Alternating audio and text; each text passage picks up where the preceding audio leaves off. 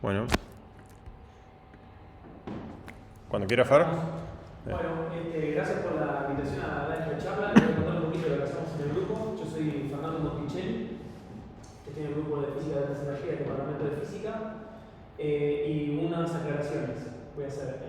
Primero, en esta charla voy a hablar de elementos de divulgación y algunas cosas un poco técnicas también.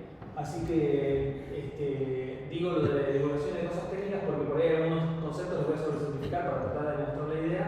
Así que los miro allá ahí para que se aguante si sobresimplifico alguna cosa muy importante.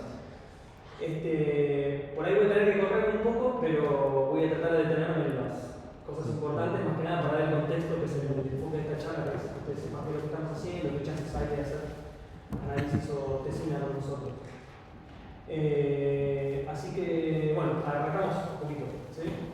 Supongo que, no sé cómo es para la gente online, pero si podemos parar en cualquier momento y se me paran y seguimos. Sí, nosotros sí. Dale. Después la gente online te manda mails o comenta videos de YouTube. Pero... Después te mando el mail para que... Perfecto. Así que bueno. Entonces, primero les voy a contar un poquitito, les voy a dar un contexto del IHC, del detector Atlas, ¿sí? Y les voy a contar un poquitito, bueno, todo en el marco de... ¿Eres el tu mouse? De arriba, sí, moví el mouse un segundo ya para. Ahí está. Excelente. Y después les voy a contar un poquitito, bueno, al final les voy a contar un poquitito cómo es que digamos, el contexto de hardware, o sea, del acelerador, del detector donde trabajamos, cómo hacemos física, cómo identificamos las partículas, cuáles son los planes a futuro de la facility, y bueno, y en ese contexto, qué son las cosas que hacemos y qué cosas podrían estudiantes venir a hacer con nosotros. Todos sabemos que bueno, la pregunta de lo que hacemos nosotros en física de partículas es tratar de estudiar el universo en su parte más fundamental, ¿no? Que es, el universo es todo, según todo lo que fue, todo lo que es y todo lo que será, según Carl Sagan, que es mi definición favorita, y nosotros las personas que hacemos física somos las que tratamos de entender y modelar, ¿viste? Y explicar cómo funciona. Pero en particular en física en particular somos, ¿sí? Como mucho más arrogantes, ¿sí? Como Sheldon, porque nosotros vamos no a cómo funciona el universo en general, sino a lo que los constituyentes principales por los cuales el universo está hecho. Entonces, y otra cosa que también por ahí ustedes ya lo saben, por ahí está de más, cómo es el universo en términos de cómo lo modelamos. Nadie sabe cómo es. Nosotros tenemos una descripción matemática y lógica de los objetos. ¿Sí? Usamos la matemática como framework, ¿sí? Para formalizar la lógica, para hacer modelos, descripciones de cosas que vemos. Eso es lo que hacemos. No hay leyes de la física, hay leyes naturales y tenemos modelos físicos. Y bueno, esto es lo que acabo de decir. Nosotros hacemos física partículas, es una de las físicas más, diría, no sé si arrogantes, pero la que más me gusta, más interesante, ¿no? Que entre otras cosas lo que tratamos de ver es, desde el punto de vista de los ladrillos fundamentales que construyen el universo, cuáles son y cómo interactúan entre ellas para dar el universo que tenemos hoy en día. Entonces, bueno, esto es el cuentito, un poco lo que sabemos. Entonces, hasta ahora que sabemos, bueno, en el universo tenemos partículas y tenemos fuerzas de interacción. ¿Sí? Las partículas sabemos que si bien el átomo, el nombre original significa que no se puede dividir, mentira. Tiene electrones y tiene un núcleo que a su vez tiene protones y neutrones, que a su vez adentro tiene quarks, y hasta ahora donde sabemos los quarks y los electrones son partículas fundamentales, en principio, ¿sí? Pero puede haber más. Digamos, podría romperse, eventualmente solamente no llegamos a tener la energía suficiente para romperlo eventualmente, pero hasta ahora eso es lo que sabemos. Y las fuerzas que tenemos son 4 fuerzas, ¿sí? Esto ya lo saben: la fuerza electromagnética, la fuerza débil, la fuerza fuerte y la gravedad. Y así como está la tabla de Mendeleev de los elementos, en ese libro, el helio, el oro, todo eso, en realidad nuestra tabla es más fundamental todavía porque es la tabla de los componentes, de esos ladrillos del universo, ¿no? De las partículas fundamentales, que son los leptones y los quarks, ¿no? Y estos que son los bosones que nosotros llamamos de interacción, porque en el modelo que nosotros tenemos para describir las interacciones. Ustedes no vieron ni teoría de campos, ni partículas, ni nada, ¿no? No está en el plano obligatorio. El que quiere la hace optativa, pero no está. Cuando vos haces uno para el magnetismo, no hay una descripción estricta o fundamental de cómo son las interacciones. ¿No? Vos decís, sabés que la interacción entre dos cargas y calcular la fuerza de la repulsión o la atracción dependiendo de la distancia. En el modelo que nosotros tenemos, teoría de campos cuántica, la interacción entre partículas, con interacciones entre partículas a través de una fuerza, se hacen a través de otra partícula, que es lo que se llama partícula mediadora. ¿Sí? Entonces, por ejemplo, en este ejemplo que está abajo descrito, ¿no? Son dos personas que están en un bote y la forma de repelerse entre sí se transfiere el momento a través de que uno le pasa una pelota al otro. Esa es la analogía clásica de qué significan los bosones de interacción cuando vos decís ellos son las partículas que miden las fuerzas de interacción entre las partículas. Entonces, todo este combo hace, si querés, un diagrama esquemático, un dibujito, un cartoon de los elementos básicos del universo como lo entendemos ahora en términos de física de partículas, donde el protón y el neutrón se fabrican con combinaciones de estos dos quarks que están acá. El electrón es el electrón que conocemos todos, y después tenemos acá los leptones, que son el electrón y que son sus primos, si querés, y los quarks, que no solamente hay up y down, que son los que forman el núcleo que conocemos, sino otros más que fabrican otras partículas que son inestables y que se fueron descubriendo a mitad de siglo, que dieron pie a decir, che, no puede haber tantas partículas fundamentales. Entonces, cuando se empezaron a descubrir partículas, dijeron, che, esto tiene que ser una manifestación de algo más fundamental, y bueno, ahí salió el modelo de quarks. Pero, en fin, física partícula. Yo hablaba de los modelos, ¿no? Entonces decíamos, bueno, el modelo de física clásica, de física 1, para aplicar, por ejemplo, la ecuación de movimiento de caso que sea esta emergencia, ¿no? Tenemos, ¿no? Este es el modelo nuestro que describe cómo se mueve una partícula frente a una fuerza. ¿Ustedes vieron la formulación lagrangiana o todavía no? Sí, bueno, vos sí. Mucho sí. Bueno, ya lo sabés. Bueno, entonces nosotros en teoría cuántica de campo para física de partículas tenemos una formulación lagrangiana para nuestras ecuaciones de movimiento, ¿sí?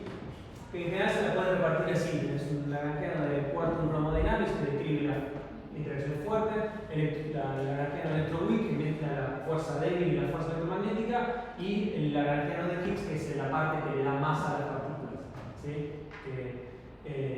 Que en realidad esos, bueno, si los dividís tenés una cosa así, donde es un término así donde vos tenés digamos, los bosones de interacción ahí, y acá los términos de cómo las partículas interactúan entre sí y con los bosones de interacción, que a su vez, bueno, esto es notación inicial, ¿no? Vos tenés estos índices que están sumados y cada uno de esos en realidad es una suma. Bueno, obviamente el lagrangiano es una cosa así, que llega por ahí abajo, y bueno, nada, este es un chiste más que siempre repito, pero está bueno. Entonces, este es nuestro modelo, ¿sí? Usamos formulación lagrangiana con los campos cuánticos y ahí describimos las partículas y sus interacciones. Y lo loco es que en esta formulación, si vos pones a mano un término de masa, ¿sí? Hay cuentas que no puedes hacer, ¿sí? Tenés divergencia, no es consistente matemáticamente. Por eso es que, digamos, la forma, pero las partículas tienen masa. O sea, nosotros no le podemos poner masa a la fuerza acá porque no se puede. Pero las partículas tienen masa. Entonces ahí es donde apareció una formulación matemática con el mecanismo de Higgs, en la cual vos creas un campo cuántico adicional, en la cual las partículas, cuando interactúan con ese campo, la forma de interacción tiene matemáticamente la forma que tendría un término de masa. Y así es como adquiere masa la partícula, una forma dinámica. En fin, entonces si hay un campo cuántico adicional a través de las cuales las partículas viajan y adquieren masa, ese campo cuántico cuando se excita tiene que manifestarse como partículas. Y esa es, digamos, hasta hace pocos años, hipotético bosón de Higgs, que lo descubrimos nosotros en el 2012. Esa fue la corroboración de que esta explicación matemática en esta teoría cuántica de campo para darle masa a las partículas tiene un correlato en la naturaleza. Parecería ser la explicación correcta de cómo las partículas adquieren masa. Y todo eso que yo les contaba recién es lo que nosotros llamamos el modelo estándar de las partículas, ¿sí? Es como la referencia, el modelo más exitoso en el cual nosotros describimos todo lo que sabemos, la física de partículas hasta donde la sabemos y la conocemos, está metido ahí en ese modelo estándar. Pero sabemos que no es último, sabemos que tiene problemas, tiene un montón de fallas. Por lo pronto, el universo puede ir más allá de las cosas que ven, podrían haber dimensiones espaciales adicionales que no encontramos. Hay materia oscura que se ve cuando vos haces observaciones astronómicas, pero no tenemos ninguna descripción en nuestro modelo estándar de qué puede ser la materia oscura. No son ni neutrinos, no son nada de eso. Hay cosas que no están descritas ahí, entonces eso falta. Otra cosa es que la gravedad no está descrita en nuestro modelo estándar. Si bien la primera fuerza de interacción que aprendemos cuando desde que nacemos nos pegamos un palo al piso, no está descrito en nuestro modelo. Porque no hay una formulación coherente, si querés, cuántica de la interacción gravitatoria. Al menos no acá. ¿Sí? Entonces, y no hemos encontrado, digamos, si la gravedad es cuántica, entonces la interacción gravitatoria debería ser entre un mediador, que sería el gravitón, que no lo hemos encontrado. Eso falta también, y muchas cosas más. Entonces, muchas de estas cosas, o estas y otras cosas más, son las que dan pie a los experimentos como en el que trabajamos nosotros. Bueno, ¿cómo encontramos esas cosas que le faltan al modelo estándar? De hecho, una de las motivaciones fue tratar de encontrar el Higgs en su momento hipotética explicación de la masa, y lo encontramos. ¿Y cómo hacer? Bueno, en nuestros laboratorios usamos aceleradores de partículas. ¿Sí? ¿Por qué? Ahora te voy a contar. Pero vendría a ser como nuestro microscopio. ¿Sí? ¿Viste? Hay como una regla, ¿no?, en la tecnología humana que, como para ver algo cada vez más chiquito, ya sea porque es chiquito, aunque esté cerca, generalmente está tan lejos que se ve chiquito, necesitas hacer unos equipos cada vez más grandes, ¿no? Una lupa para ver una hormiga, un microscopio para ver algo más chiquito, un microscopio de efecto túnel así gigante. Bueno, partículas, si queréis irte adentro del átomo, tenés que hacer cosas muy grandes. Y este es, hasta donde yo encontré, el primer sincrotrón, el primer acelerador de partículas que se hizo en los años 50, donde hay una característica que va a aparecer en las diapositivas, que es la energía del centro de masa, que es la energía que, bueno, luego si quieres hacer colisionar las partículas que aceleras, de 3 gigaelectronvolts. O sea, 3 por 10 a la 9 electronvolts. Un electronvolt es, bueno, la energía cinética que adquiriría un electrón si vos lo acelerás con una pila de 1 volt. ¿Sí? Bueno, 3.000 millones de veces. Parece mucho y es bastante, también para esa época. Ahora no es. Entonces, bueno, esto es lo que sé yo, ¿sí?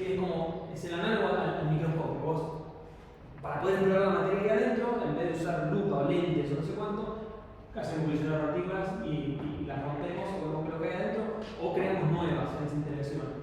Creo que es decir cómo, que ya lo saben. ¿Y cómo haces para verlo? Porque la óptica de ese microscopio serían los detectores que vos pones en los lugares donde vos haces las colisiones.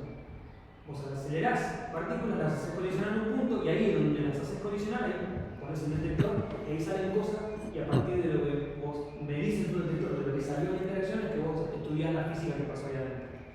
¿Sí? El acelerador del que yo les voy a hablar, que es el que trabajamos nosotros, es uno un poco más grande, que es de los años 50, que es el LHC, que tiene 27 kilómetros de circunferencia, está a 100 metros bajo tierra, ahí en la frontera entre Suiza y Francia.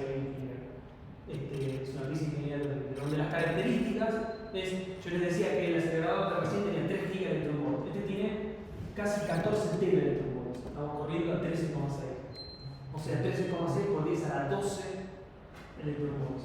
Que puede parecer mucho, pero en energía macroscópica son algunos microjoules, que tengo acá 2 microjoules, o sea, es del orden de la energía cinética de la energía de combustible. Es mucha energía para un puñado de protones, ridícula energía para eso, de hecho récord mundial de energía para un puñado de protones, pero es poquita energía total. ¿Sí? Y bueno, vos para poder conseguir eso, nada, tenés que acelerar los protones muy rápido y los tenés que ir curvando con unos campos magnéticos muy especiales, como se llaman superconductores muy potentes, que tienen que estar muy fríos para poder ser superconductores. Por eso estás casi a 3 grados Kelvin, a 2 grados Kelvin, todo mojado en el líquido. Es una obra de ingeniería genial. Así que bueno, ese es el acelerador en el que estamos. Esta es una foto con una transparencia de fantasía de acá de cómo es adentro el corte del acelerador, ¿sí? Con los haces de protones que van por un lado por acá y por el otro lado por el otro lado. Entonces, bueno, yo decía esto, ¿no? Entonces nosotros tenemos los paquetes de protones en el LHC son del orden de 10 a la 11 protones, cada paquete. Y tenés muchos paquetes a todo en el acelerador y tenés un tren de paquete que va para un lado y un tren de paquete que va para el otro lado. Y los haces cruzar y ahí tenés colisión. Tenés que primero ajustar la óptica y un montón y ajustarlo bien, o podrías hacer las cosas sin que colisionen, pero no importa, es un detalle. Y nosotros tenemos colisiones en realidad, una vez cada 25 nanosegundos tenés un paquete que se choca con otro. Que genera del orden, si vos contás cuántos protones se tratan que chocan, del orden de 10 a la 9 interacciones por segundo. Es mucho. ¿Sí?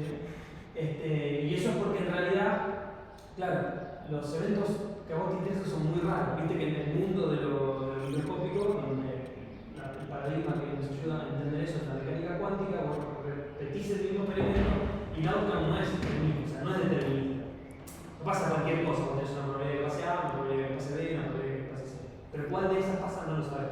Entonces, si vos querés estudiar un outcome que tiene una probabilidad muy baja, tenés que repetir muchas veces el experimento para tener suficiente estadística de esas cosas raras para poder hacer el experimento. En nuestro caso. Entonces, esta cuenta, si yo la hice bien en su momento, dadas las condiciones que tenemos, uno de cada 10 a la 13 eventos es donde vos producís un Higgs en el LHC. Uno cada 10 a la 13. Entonces tenés que darle re manija para poder tener suficiente Higgs en el acelerador. Y bueno, entonces en este esquema ahí es donde pondrías el detector, ¿no? Este es un diagrama esquemático visto desde arriba de cómo es el acelerador. Tenés 4 puntos en donde tenés colisiones posibles y en cada uno de esos puntos donde tenés colisiones tenés uno de los detectores. Y nosotros trabajamos en este Atlas, que es un detector multipropósito que te voy a contar un poquito. Entonces, bueno, ¿por qué colisionar partículas? Acá un poco una diagrama de divulgación también. Porque bueno, porque energía y materia son dos caras de la misma moneda, ¿sí? Un poco lo que dice, si vos pones suficiente energía de manifiesto, tenés una probabilidad de crear materia que no estaba ahí, ¿sí? La energía se conserva eso, se conserva las dos cosas. Desaparece entre comillas energía y aparece materia. Entonces, diagrama caricaturesco, vos colisionas dos protones y hay una probabilidad, si tenés suficiente energía, que a pesar de que los protones sean livianos, mujer, si le pones energía extra a la colisión, tenés una probabilidad de crear una partícula más pesada, por ejemplo el Z. Es una partícula de modelo estándar que nosotros estudiamos. Pero lo loco es que, en realidad, eso en la vida real no pasa, ¿no? Eso no pasa. En la vida real, esto pasa, los coches chocan, pero nunca pasa que por más rápido que vayan aparezca una cosa que no estaba ahí. ¿Sí? Pero por eso es un poco intuitivo, está bueno. Y lo loco en realidad es que es más que eso, porque las partículas que nosotros generamos en el LHC o cualquier acelerador en general son inestables, como el Z. Z se genera y enseguida decae, porque es inestable. Se genera y se decaen otras cosas. O sea, en la analogía del avión sería como si vos chocas dos F-600 y de golpe en la ruta aparece una turbina del avión. ¿Entendés? Ni siquiera verías el avión, tenés que darte cuenta que a partir de que encontraste el turbina dijiste, acá se quedó un Hércules, a la filosofía o 600 van a 180 kilómetros. Entonces, ¿qué es lo que pasa? Vos lo que tenés que es detectar esto y tratar de darte cuenta qué pasó acá para ver qué es lo que tienes ahí. Esa es la dificultad. Un poco sobre la colaboración. Atlas es una colaboración internacional con muchos países, mucha gente, somos como 5.000 y pico de personas trabajando, 180 instituciones. Nosotras somos una institución perteneciente a la colaboración, somos 12 en Argentina. La Plata nosotros y nuestros colegas de Buenos Aires, que la mayoría de las veces nos vemos allá en esa, vamos más allá que acá. Y en particular nuestro detector, bueno, es un detector multipropósito, como la mayoría de los detectores que se hacen en nuestra disciplina de este tipo desde siempre, está hecho como por capas. Es un detector gigante donde tenés distintas capas que son sensibles a distintas propiedades de distintas partículas para vos poder detectar qué partícula pasó cuando empezó en el detector. En particular, bueno, así 46 metros de largo, 25 metros de diámetro, que es 7.000 toneladas, eso está bestia. Y acá hay una personita dibujada, ¿ves? Para ver el escala. Este soy yo, pero salí con los ojos cerrados, ¿ves?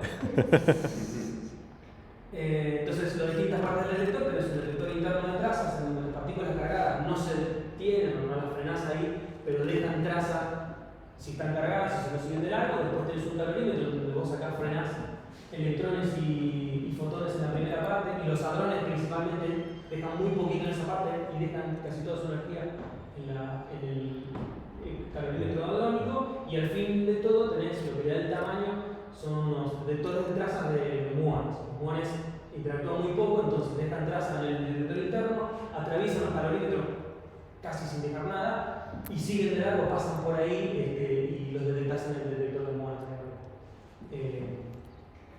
Y todo eso, bueno, para poder medir en los momentos, están inmersos en campos magnéticos enormes que te permiten ver el momento de la partícula, ¿no? Porque la partícula cargada, cuando pasa por un campo magnético, se curva. Entonces, la carga de la partícula de un lado para el otro, y bueno, sabiendo que son muones, ¿no? Porque si todo lo que pasó acá son partículas cargadas, son muones, con esa hipótesis de la masa, sabes más o menos qué energía tiene. Esta es una foto para que esta persona, cuando estamos por meter acá los calorímetros.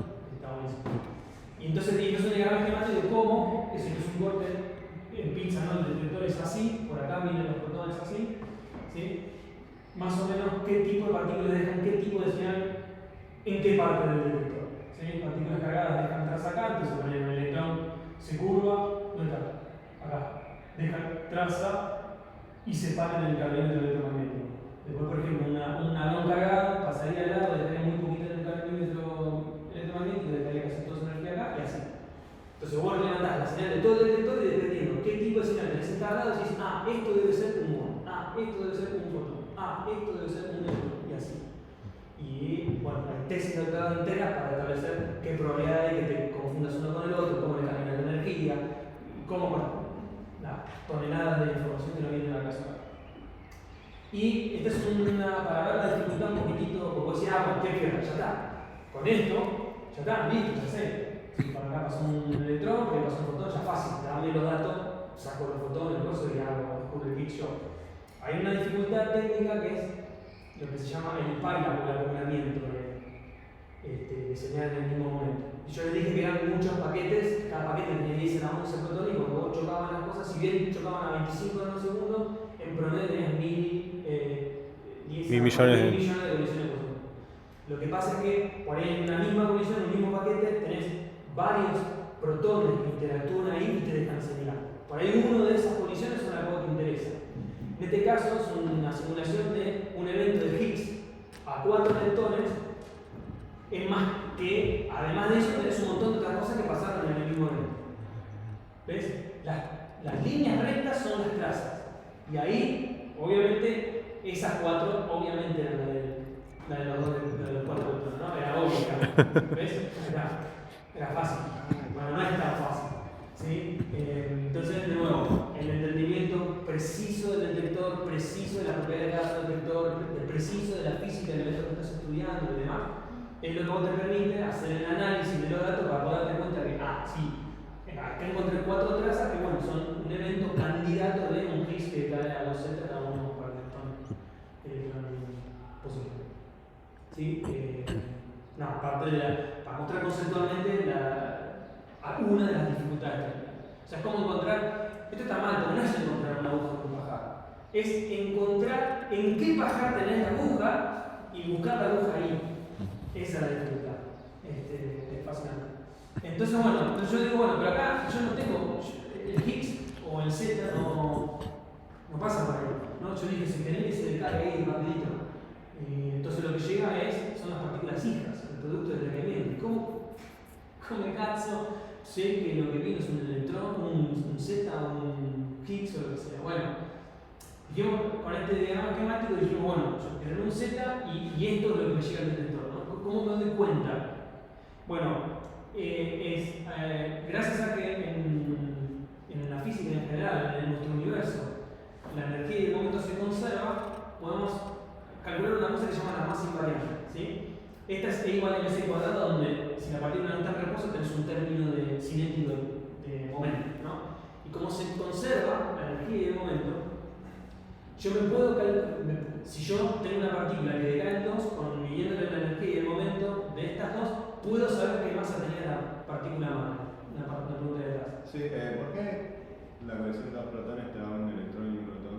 O sea, un electrón y positron si no tendría que conservarse la carga. Muy buena la pregunta. Muy buena la pregunta.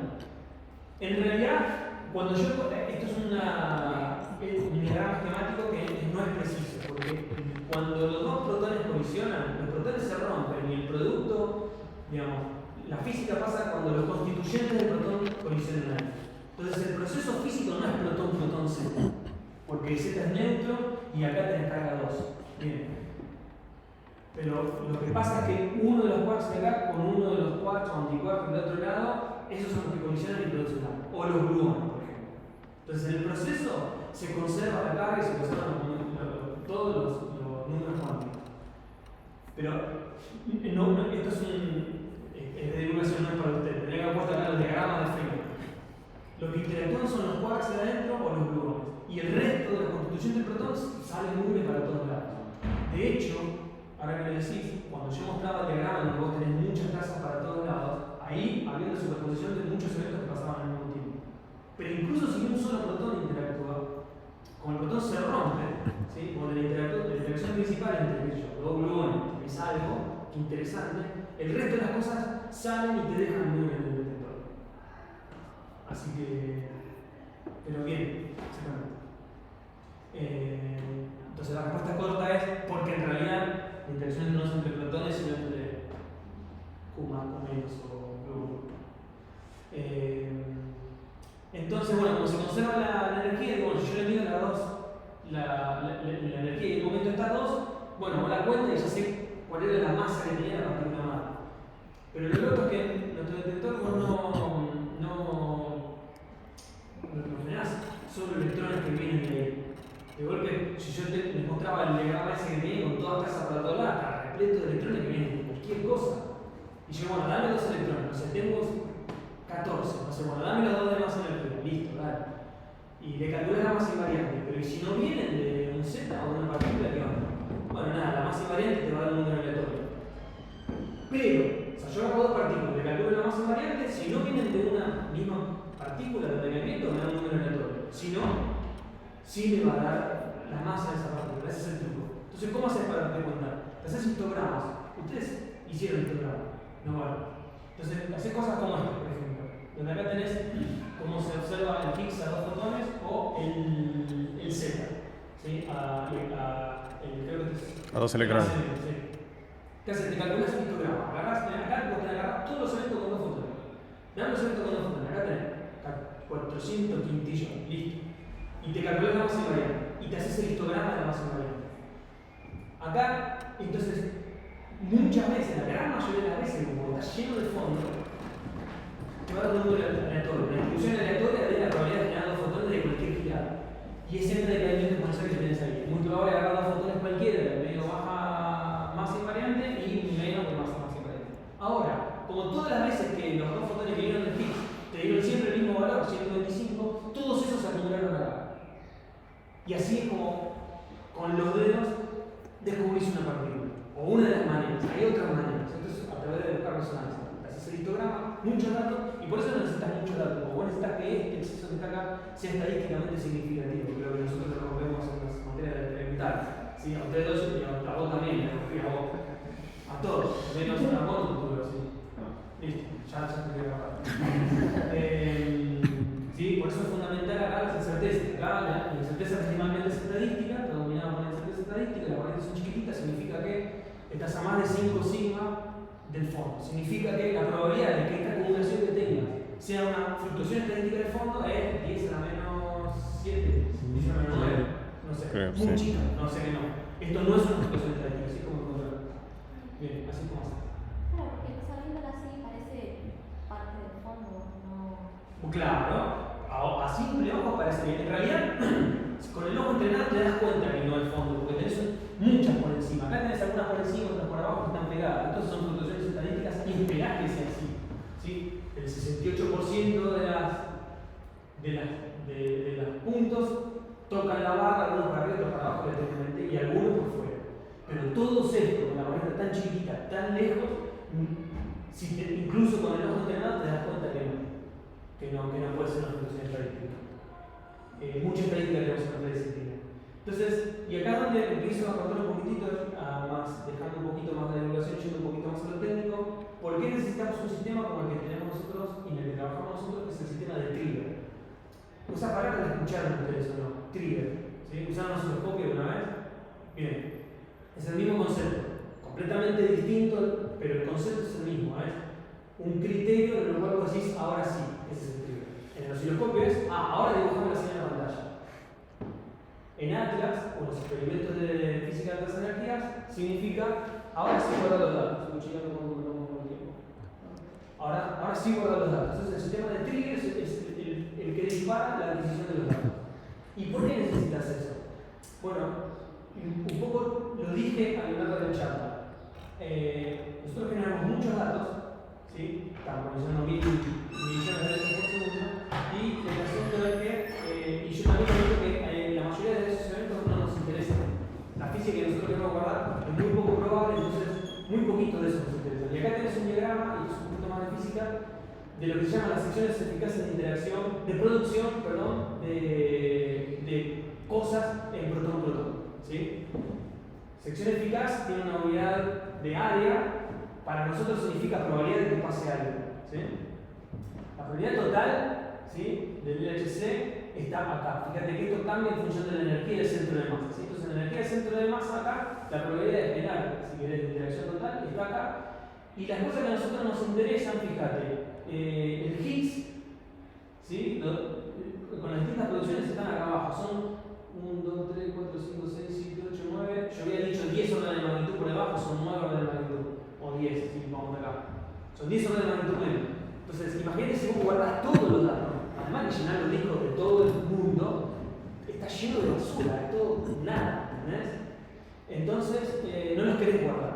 Primero, porque no te interesa, y segundo, porque no tenés tanta plata para guardar el almacenamiento todo y para tener suficiente gente para analizar todo eso. Entonces, sistema de trigger. Solo nos quedamos con algo que seguro que tiene algo adentro, que sirve.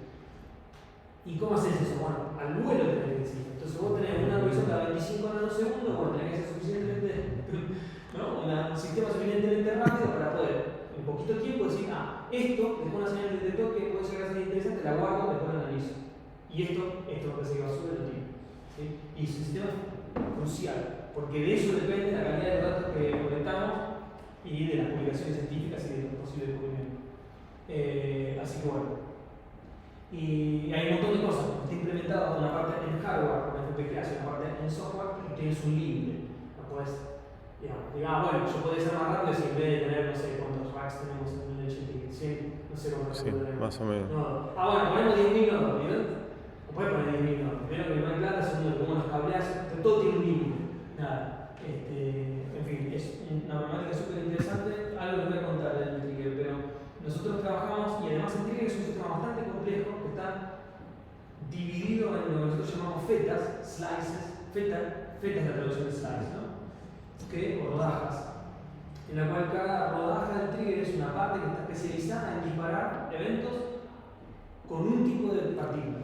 Entonces hay un trigger o toda una parte del trigger que dispara con electrones y fotones, que tiene una señal parecida, digamos, al detector, otro para disparar con taus, que es el que trabaja con Jam, otro para jet de partículas, que son iniciadas por hadrones, quarks y demás, y así. Y nosotros trabajamos en el grupo con el trigger de electrones y fotones, o sea, el sistema que guarda el evento con electrones y fotones que son interesantes para la física con electrones y fotones en estado final. Por ejemplo, Higgs a 2 fotones, Higgs a 4 electrones, física nueva. Y no me acuerdo de otros, pero el truco está en el challenge, ¿cuál es? Son esas dos cosas. Primero es descartar las cosas que no nos interesan y solo las que no nos interesan. Porque si nosotros decimos, ya está, cortá así, quedate con el 1% o el 1% de cemento random, estás tirando también un montón de señal. Entonces, el sistema de trigger tiene que ser rápido, tiene que ser eficiente y tiene que ser muy inteligente. Entonces, porque si vos lo perdiste, si vos no lo seleccionaste, ese evento lo perdiste para siempre, ya está, no tenés más. Entonces es crucial que eso funcione bien.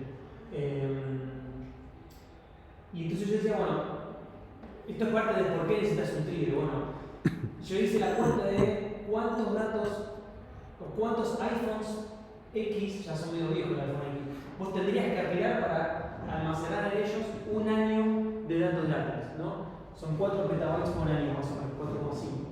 Bueno, si los iPhones son de 64 GB, los tenés que apilar y harías una pila de más o menos 436 metros. Es que con todos esos iPhones mejor los vendés y haces otro LHC, ¿no? Pero para tener los órdenes de magnitud, porque nosotros estamos acostumbrados a decir giga, tera, petabytes, no sé cuánto es un petabyte, bueno, todo eso es un montón. En fin, ¿y cómo hacer para analizar todo eso y organizar tanto eso? Bueno, hay una cosa que se llama la grid, que es como una nube, si querés, pero donde vos compartís almacenamiento y cómputo, del cual no voy a hablar porque da para toda una charla, es súper interesante, hay un montón de tecnología acá, pero lo vamos a dejar para preguntas, questions, maybe. Bueno, y entonces, ok, pero la historia no se termina acá con el LHC. Nosotros además estamos trabajando, estamos involucrados en el proyecto que continúa después del LHC, que va a continuar después del LHC y que va a funcionar durante los años 30. ¿Sí?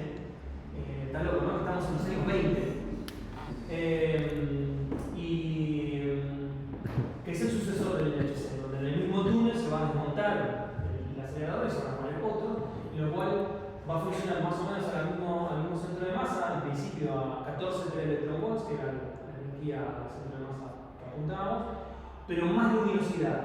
La luminosidad es un parámetro que te dice cuántos protones vos podés concentrar en un área. ¿Sí? De hecho, la unidad de luminosidad es cantidad por unidad de área por unidad de tiempo. ¿Sí? Y viene de luminosidad del rayo de luz desde el anime. Y sí, cuanto más tenés de eso, bueno, más probabilidad tenés de tener una colisión, entonces, nada, necesitas más datos, por eso te interesa tener más luminosidad. Y te interesa tener más energía porque cuanto más energía tenés en el centro de masa, bueno, tenés más chances de generar partículas de más alta energía, que es entre otras cosas las cosas que queremos descubrir. Y bueno, entonces, esto, digamos, la instalación sería entre el año 26 y el año 28, si nos seguimos empujando el cronograma hacia adelante. Originalmente todo esto iba a pasar entre el 24 y el 26. Pero bueno, la pandemia y un montón de cosas hicieron que se repitiera todo.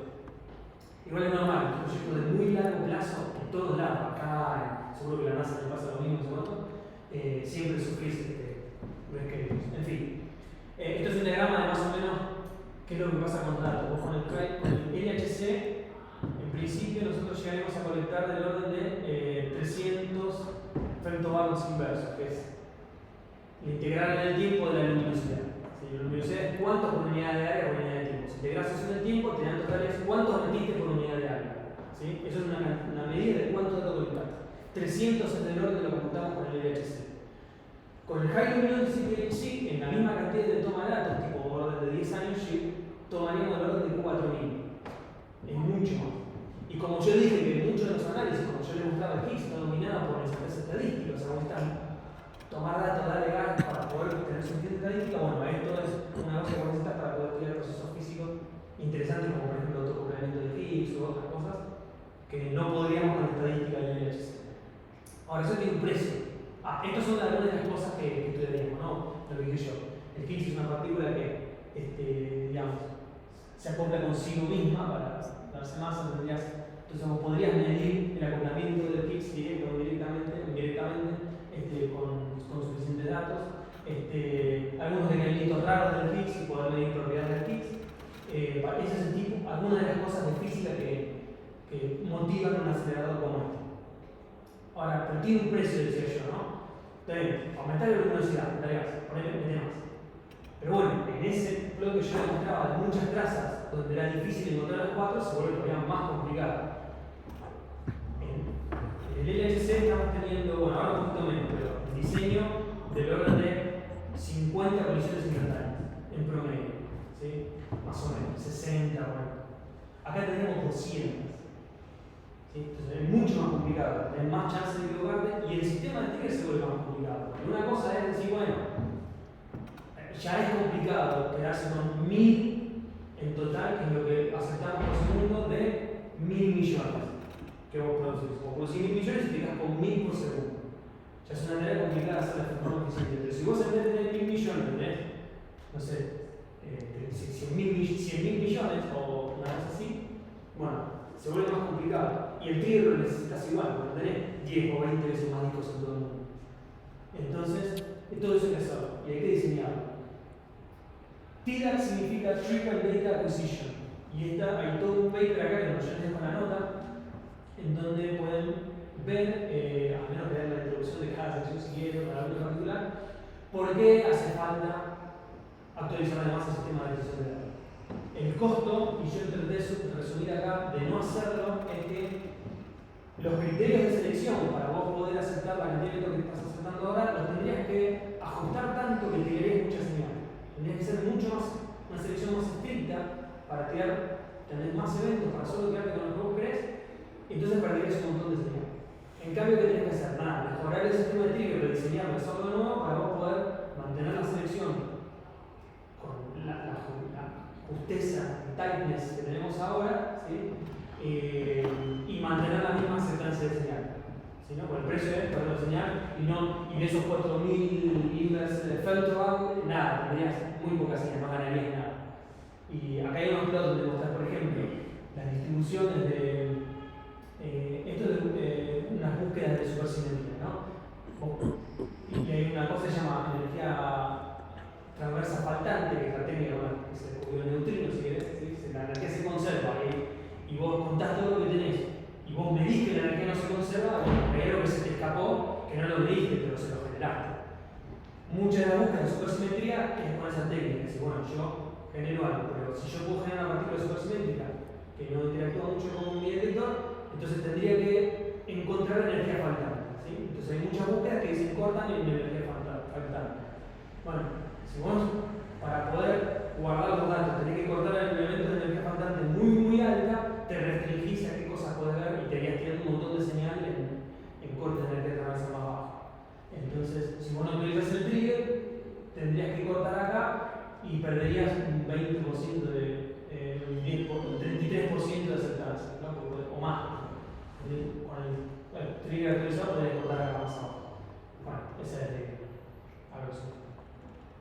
Y entonces, el sistema de trigger en el cual nosotros estamos involucrados implica toda una obra de ingeniería en la cual no voy a hablar en detalle, pero una parte que es re interesante y la primera vez que hacemos en la Argentina es hardware, fabricar hardware. ¿Sí?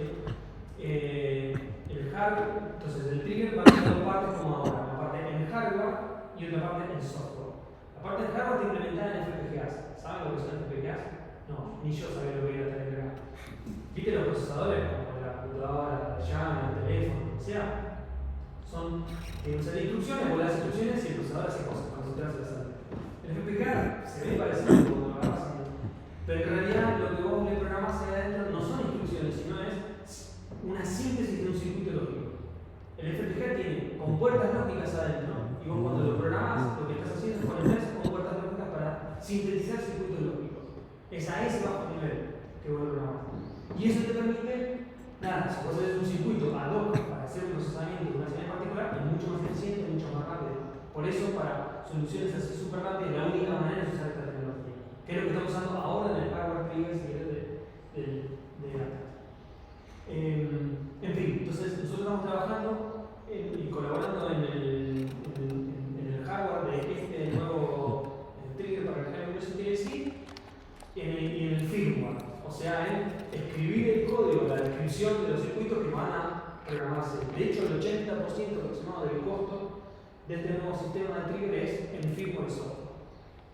Esa es la complejidad que tiene. Hoy día era matemático acá que no tiene sentido, pero vos tenés las señales que entran del detector y nosotros vamos a trabajar en este bloque que acá se llama Global Trigger, ¿sí? Que levanta, toma de inputs, señales preprocesadas de algunas partes, y dice, bueno, esto puede ser un electrón, esto puede ser un muón, esto puede ser no sé cuánto, y el Global Trigger combina todo eso y hace algo parecido a lo que hoy hace el software, pero en FPGA.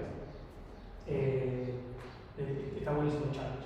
Y esto es una foto de un board, un prototipo de eso que estamos construyendo. Este no lo hicimos acá, nosotros no hacemos producción todavía de hardware acá, pero tenemos el laboratorio de electrónica en el cual la idea es poder al menos hacer prototipos acá. En fin. Y entonces, bueno, el involvement que tenemos en el hardware en Atlas es formal. O sea, tenemos un acuerdo del gobierno con ellos para proveer hardware. O sea, nosotros vamos a fabricar hardware, vamos a hacer cosas. Entonces, en esa responsabilidad incluye fabricar un equipo de reclutamiento de fibra que está trabajando y firmware y hardware para esto, que también están trabajando y tenemos el laboratorio Y en el marco de esto, ahora sí, es en el cual hay un montón de cosas interesantes para hacer, en las cuales estudiantes de carrera podrían venir a divertirse con nosotros. Por ejemplo, las cosas que hay muchas cosas más para hacer, ¿sí? Y de hecho hay cosas más desde el punto de vista, si querés, de más alto nivel, más de búsquedas directas que creo que Hernán ya dio la charla, ¿no? No, en 2 semanas. El 4 de octubre, creo. Entonces, siempre con la vista puesta en la búsqueda de física nueva, mediciones de precisión de modelo estándar y demás. En este contexto hay un montón de cosas que podemos hacer desde el trigger, desde hoy y el trigger para la real, o sea, del High Velocity en sí. Entonces, por ejemplo, para Machine Learning ya hemos hecho cosas. De hecho, tuvimos una tesis de licenciatura de Santi Noasco, que algunos de ustedes capaz que conocen, en la cual hicimos una técnica de identificación usando Machine Learning de fotones en el software trigger de ahora. Y eso abrió una puerta para hacer un montón de cosas. Un montón de cosas para tratar de estudiar e implementar Machine Learning en identificación de fotones y en el sistema trigger en general. Hay algunas cositas que están implementadas y que están funcionando, pero del lado de las cosas específicas que nosotros en Photon identificación de fotones, eso en el trigger no tenemos casi nada. Y ya tuvimos un puntapié inicial y hay un montón de cosas para hacer de Machine Learning. Para el High Velocity sí, o sea, para el sistema de trigger, para el futuro también hay cosas para hacer Machine Learning. De hecho, no hay nada hecho y es todo por explorar. Y como está todo por diseñar, hay un montón de cosas que se pueden hacer. Algunas cosas se nos ocurren a nosotros, pero a ver, hoy Machine Learning, mucha gente de la edad de ustedes que se pusieron a jugar con Python y TensorFlow, capaz que ya tienen algunas ideas incluso que pueden traer. Está todo para explorar, cuestión de ver qué podemos hacer. Y hay muchas cosas, hay un par de ideas que se pueden hacer en una tesis de licenciatura. Alguna prueba de concepto, o ¿entendés? Y otra cosa que por ahí va más allá de Machine Learning es desde el punto de vista de la performance del Global Trigger y el impacto en física. Es decir, el Global Trigger se está por diseñar, se está diseñando y hay algunos requirements mínimos que se tienen que satisfacer. Pero el detalle todavía eso está temprano para saber cómo va a funcionar, cómo le va a ser los efectos en la búsqueda de SUSY, el impacto en la medición de precisión del Higgs y demás. Entonces, hay un montón para hacer por ahí desde ese punto de vista. Es decir, bueno, tenemos que ver la implementación de cómo funciona el trigger, a qué buscamos, cuáles son las features de física que queremos salvar, porque estas son las que nos va a llevar a aumentar la aceptancia de ciertas búsquedas y cómo implementarlas esas por ahí en software para poder guiar el diseño del firmware para que el High Velocity y el trigger por data no se pierdan cosas interesantes.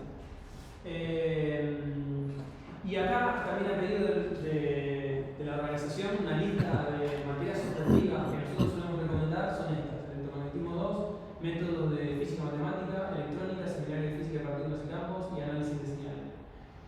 Independientemente de esas materias, lo que sí, estas son las cosas que nosotros usamos, digamos. Por lo pronto nos comunicamos en inglés, así que saber inglés es medio un requisito. No nos hace falta tener el expertise de inglés, pero si no sabes nada de inglés es muy difícil. Todo lo demás se aprende. Por ejemplo, nosotros usamos mucho Python y C++, todo nuestro framework es en C, son librerías de C++ y se configuran con Python. Como empecé a programar algo delito, eso ya hace una diferencia muy grande respecto a no saber nada, ¿sí? Pero todo se aprende. Usamos Git para el desarrollo del código todo el tiempo. Es una cosa que es una forma de pensar distinta respecto de otros repositorios que lo tenían, pero una vez que lo entendiste, va como piña y eso también se puede aprender. Nosotros usamos Linux, Atlas usa Linux, LHC usa Linux. Para el desarrollo del código, estrictamente hablando, no hace falta usar Linux, ¿sí? Yo tengo mi corazoncito en Linux, pero eso no es un requisito. A lo sumo, cuando vos te logues a las máquinas de allá para hacer la gilada que hay que hacer, empezás a terminar en Linux, pero bueno, no pasa nada. Y usamos Latex para hacer los documentos, las notas internas, todo. Eso también se aprende. Así que bueno, de nuevo, salvo saber inglés, que es un medio como un más, lo demás se aprende. Obviamente ya saber un poco de todas estas cosas te agiliza tiempo, son cosas que se usan. Y bueno, eso era todo. Bueno. No tuvimos ningún problema. Preguntas en el online, de los que antes de que mande después mail. Abierta discusión. ¿Cuánto tardaron en descubrir el Higgs, más o menos? Depende de cuándo pongas el tiempo cero, digamos. El LHC tardó año y medio, o 2 años y medio, si quieres, porque los datos de 2010 fueron casi no tenemos nada de datos. Pero. Y el LHC arranca en realidad en 2009, si quieres. Pero depende de cuándo pongas el inicio. Yo te diría año y medio, porque la primera toma de datos posta de RAN 1 fue en 2011. Y a mitad de 2012 se descubrió. Pero nosotros no fuimos el primero que lo buscamos. Lo buscó Tevatron antes de nosotros, lo buscó LEP, que era el acelerador de electrón-positrón que andaba antes en el mismo túnel. Entonces, la respuesta depende de qué tomes como punto cero. Claro, pero más de un año seguro, ¿no? Bueno, hoy en día, los datos del LHC, con algunos meses de toma de datos, a la intensidad que tenemos, tenemos los 5 sigma en quizá abajo, por ejemplo. Pero diría una respuesta razonable, ¿sí? Eligiendo no tan arbitrariamente un punto de inicio, que sería los datos de 2011 del LHC, al LHC le tomó año y medio de datos.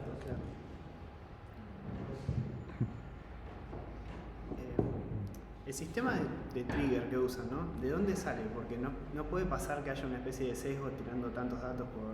Claro que sí. Ahí sí. Al tener sesgo, y por eso una buena parte de mi tesis de doctorado fue entender esos sesgos. En cualquier selección, o sea, el sistema de trigger aplica una selección, y por cualquier selección tenés sesgo.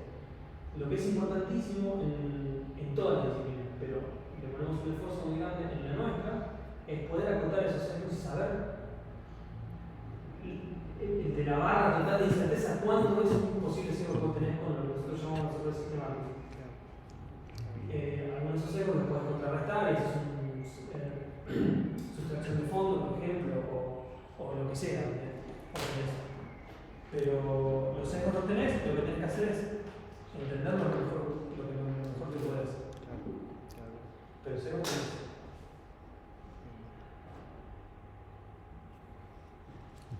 Yo no tengo una pregunta de física, pero algo que venía pensando desde que empezó el año es, con el tema energético en Europa del acceso y los costos, ¿está afectando las proyecciones que se están haciendo? Sí.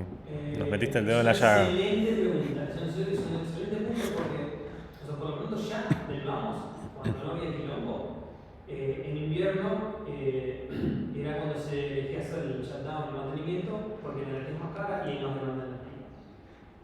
Hace poquito salió en los medios, yo no vi una comunicación oficial de a qué punto se está discutiendo en el CERN, pero hay una posibilidad de que el IHC elija reducir operación apagando cosas, no sé cómo cargar exactamente, justamente para no competir con el consumo de energía. Sí, igual no es tan grande como parece. La vez pasada había hecho una estimación que era como si te dijera 10.000 casas, ponele. Costo de operación del HC. No sé si incluía detectores eso, pero eran... Es medio de Gloria, ¿no? Era 800... no me acuerdo. 222 gigawatts, 800 megawatts, ¿no? Así. O sea, es bastante. El asunto es, el problema es cuando tenés escasez. ¿Sí? ¿Cuánto significa ese consumo en la zona que está el LHC? Y medio de Gloria en todo el mundo. No, ¿En términos de plata decís? No, ¿En comparado plata? con el resto, No, yo digo porque comparado va con el resto de afectando. Ginebra, decís vos. Bueno, no es despreciable frente a todo lo que consume Ginebra. Ok. El número no lo tengo, ¿ves? Como decir, Está en un dígito, pero... es una parte importante. No. Es un dígito. Ahora, lo bueno es que, digamos, con todas las cosas que tiene la política francesa, ellos se un poco regularon con esta pelotudez de apagar centrales nucleares en Europa. Ellos son los que más centrales nucleares tienen, son los que más energía están produciendo, digamos, abundante. Entonces, que no significa que, bueno, si vos no tenés energía, bueno, le tenés energía a otro, pues tenés que razonar. Así que la respuesta corta es, no sé, porque los detalles yo los vi por la prensa y no por comunicados del CERN, pero eventualmente va a haber un impacto si se decide que el CERN, como acción, digamos, solidaria elige hacer una no está mal, digo, estoy describiendo lo que yo entiendo hasta ahora. Hay una chance de que el ser elija hacer un uso más racional de la energía que implica tirar todos los schedules un poquito más adelante para no competir con el consumo de energía renovable. Está complicado. Tengo mute en Not Disturb y solo suenan los contactos importantes, pero acá como otro importante está diciendo que nada, no sé qué pasa. Yo tengo una duda sobre, o sea, esta parte que están desarrollando acá en La Plata. Sí. Es en La Plata, ¿no? En el IFLP. En el IFLP, sí. Claro. O sea, como para tratar de entender, sería como parecido a lo que hace una plaquita Arduino, como simplificando. Tenés como una especie de procesador chiquitito. Es mucho más complejo que eso. En realidad, y lo del desarrollo que estamos haciendo nosotros no estamos haciendo solo nosotros. ¿Sí? Hoy, por lo pronto, hay equipos que todavía no llegan porque la burocracia es ridícula, las cosas se pagan en dólares, hay plata que está, hay plata que está, cosas que no voy a entrar porque no vienen al caso. Así que las cosas de electrónica pura y dura, para decir, eso todavía no lo tenemos, no lo estamos haciendo. Pero sí tenemos uno de estos kits con uno de estos FPGAs, ¿sí? Con los cuales, que sí lo estamos usando para algunas cosas que el ingeniero está haciendo. Ahora, que lo presentamos los otros días en el meeting de grupo, está haciendo unos estudios con uno de los proyectos que no lo puse como para hacer con estudiantes de física sobre el ruteo de fibras. Las señales entre las distintas partes del sistema de trigger van ruteadas con fibras ópticas, porque tiene que ser súper rápido y tiene que llegar lo más instantáneo posible. Y uno de los estudios que está haciendo tiene que ver con la copia de las fibras, el impacto en los delays de las señales, un montón de cosas, y está tratando de usar el kit que encontró problemas en la documentación para poder correr el firmware correctamente con el tema de las fibras. Lo otro que sí estamos haciendo en el laboratorio es esto del desarrollo del firmware. Nosotros estamos encargados del desarrollo del firmware de electrones y fotones en el Global Trigger. Y tiene como dos instancias. Una primera instancia en la cual vos agarrás lo que viene de una preselección que yo dije antes del módulo anterior y agarramos las celdas de la primera capa del calorímetro que está segmentada muy finita y eso te sirve para distinguir fotones reales de fotones que vienen del decaimiento del picero. El picero sale, como es muy liviano, sale muy busteado, o sea, sale con mucho momento y decaen dos fotones. Como va con mucho momento y muy liviano, los dos fotones salen muy cerquita. Para poder distinguirlos necesitas una granularidad muy finita en esa dirección. Y hay una capa del calorímetro que tiene eso. Entonces agarramos esa información más esta otra que viene del preprocesamiento del anterior, estamos escribiendo el firmware para tratar de hacer la selección ahí. Es una primera parte. Y otra parte en la cual puedes decir, bueno, agarras tu fotón, buscas actividad en las celdas lindantes si querés, y te fijas que esté lejos de todas las demás, porque si tenés celdas cerca con mucha energía, significa que no está aislada, puede estar entre un jet y qué sé yo. Estamos trabajando en el firmware, eso viene después, el firmware de esa parte no estamos haciendo el firmware de esa parte. Pero el hardware, electrónica, soldado, montado, no sé cuánto, eso todavía falta equipamiento.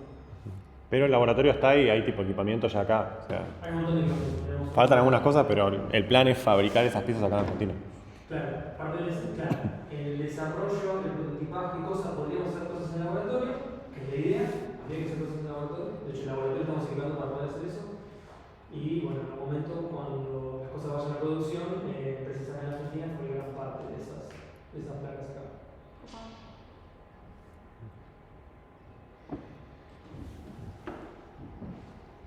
¿Alguien más? ¿Alguna pregunta? Bueno, dejamos tu mail entonces en la descripción del video para que más gente mande. Muchísimas gracias, Carlos, por el Sí. tiempo. Gracias. Muy apretado. Un poquito, sí, la cara de muerte